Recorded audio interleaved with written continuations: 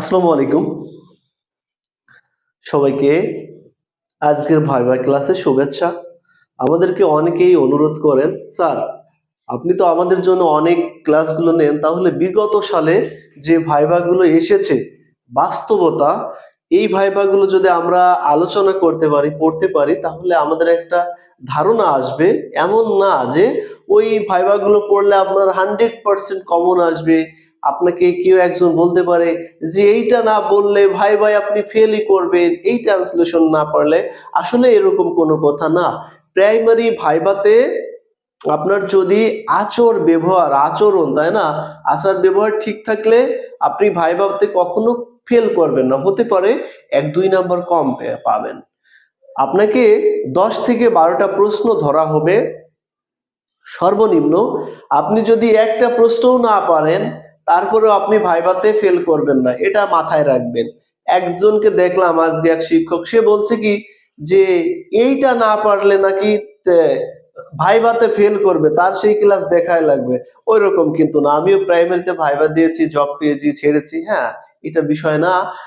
তবে কনফিডেন্স রাখবেন, ভালো কিছু করার জন্য প্র্যাকটিস করবেন, যাতে করে না 1-2 নাম্বার কম না পান। হ্যাঁ, এখন আপনাকে এমন না যে একটা প্রশ্ন পারবেন না, আপনাকে তারা কিন্তু পারায় নিবে। আপনাকে যে প্রশ্ন দেখলে 2-3টা ধরার পরে যদি আপনি না পারেন, তখন সে কি করবে, এমন কিছু প্রশ্ন করবে যেটা আপনি পারবেনই। বললো আপনার নাম কি, ফ্যামিলি কি, কোথায় লেখাপড়া করছেন, আপনি আপনার নামের একজন বিখ্যাত ব্যক্তি বলেন। এগুলো তো সবাই পারবে। তাহলে আমরা আজকে বিগত সালে ভাইবা বোর্ড থেকে, রিয়েল ভাইবা অর্থাৎ বাস্তব ভাইবা থেকে যে ধরনের প্রশ্ন এসেছে আমরা একটু আলোচনা করব। একজনের ভাইবা এরকম অনেকগুলো আছে, একটা আলোচনা করলে আপনি বুঝতে পারবেন। এটা অনেক রিকোয়েস্ট করছেন যে স্যার আমাদের কিছু রিয়েল ভাইবা আলোচনা করেন। আচ্ছা, দেখেন এখানে আছে একটা প্রাইমারি সহকারী শিক্ষক ভাইবা অভিজ্ঞতা 23/6/2022 8 থেকে 9 মিনিট সময়। হ্যাঁ, এটা সিরাজগঞ্জ, অনলাইন থেকে নিয়েছি, উপজেলা কামারখন্দ। আমরা বিগত বছরগুলোতে ভাইভাগুলো সংগ্রহ করতাম। আচ্ছা ঠিক আছে। এখানে ভাইয়ার নাম ছিল তরিকুল ইসলাম, বিষয় বাংলা। প্রার্থী প্রথম বললেন যে আসতে পারি স্যার। জি। ডিসি স্যার উপস্থিত ছিলেন যে আসতে পারে, জি আসুন। আচ্ছা, প্রার্থী কি আসসালামু আলাইকুম সালাম দিলেন। ডিপি ইন্সট্রাক্টর বললেন আপনার কাগজপাতি দেন। হ্যাঁ, এটা কিন্তু অবশ্যই সবাইকে বলবে যে আপনি যে কাগজপাতি নিয়ে আসছেন ওইগুলো দেন। আপনি কোন সাবজেক্টে পড়ছেন দেখবেন।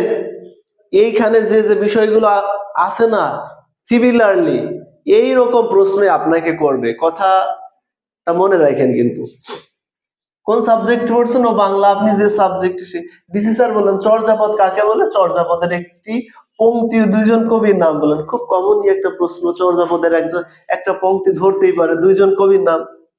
আপনাদের কার কোন বিষয় আছে, কোন সাবজেক্টে, কি আমি সেই সাবজেক্টিভ ভাইবা এভাবে ধারাবাহিকভাবে আলোচনা করব। যদি আপনাদের আগ্রহ থাকে, আর যদি আগ্রহ না থাকে তাহলে তো এটা আলোচনা আপনি দেখবেন না, ক্লাস করতে ভালো লাগবে না। আপনাদের আগ্রহ থাকলে বলবেন, প্রতিটা টপিকের, প্রতিটা সাবজেক্টের ভাইবা গুলো এভাবে আলোচনা করব। আচ্ছা, এটা আসলেই সবার কমন প্রশ্ন আছে। প্রার্থী বলল ডিসি স্যার ট্রান্সলেশন করুন। আমি বাংলায় অনার্স ও মাস্টার্স করেছি, ঠিক আছে। I have completed BA and MA in Bangla, তাই না? এটা আপনি আপনার সাবজেক্টে করতে পারেন, ঠিক আছে। আচ্ছা, এরপরে দেখেন, আসেন ইন্সট্রাক্টর উপন্যাস পড়েন। আচ্ছা, বললো কি যে হ্যাঁ, উনি বললো যে পড়ি। এরপরে বললো কি বাংলায় প্রথম মুসলিম ঔপন্যাসিকের একটি উপন্যাসের নাম মীর মশাররফের। উনি সুন্দর ভাইবা দিয়েছে। তৃতীয় ম্যাম বলেন 100 টাকায় ক্রয় করে 120 টাকায় বিক্রি করলে কত টাকা লাভ হয়? শোনেন, বললো কি যে 80 টাকায় ক্রয় করে 100 টাকায় বিক্রি করে কত টাকা লাভ। আবার বলতে পারে শতকরা কত শতাংশ লাভ। দুইটা কিন্তু ভিন্ন উত্তর আসতে পারে। সহজ প্রশ্ন ধরছে উনাকে, এরকমও ধরতে পারে। আচ্ছা, এরপরে দেখেন আহ, ওই যে বলছে যে দুটো কনফিউশন 20% না 20, ওই রকম কিন্তু হতে পারে। 80 টাকায় ক্রয় করে 100 টাকায় বিক্রি করলে কত টাকা লাভ একটা জিনিস, শতকরা কত লাভ, দুইটা কিন্তু ভিন্ন চলে আসবে।